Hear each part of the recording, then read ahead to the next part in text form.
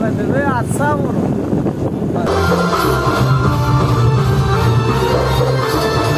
बेकार डांस है आज है तो थार्ड राति जेहेतु आज भलरे कलेनि। हेलो भाई भौणी मैंने केमिति अच्छी आशा करुँची समस्ते भलरे थे। तो आज भी बाहरी गलु राति कड़े यात्रा देखा तो आज लास्ट राति 3 राति एक्चुअली होता आज तो लास्ट राति तो आज जाऊँ देखापी।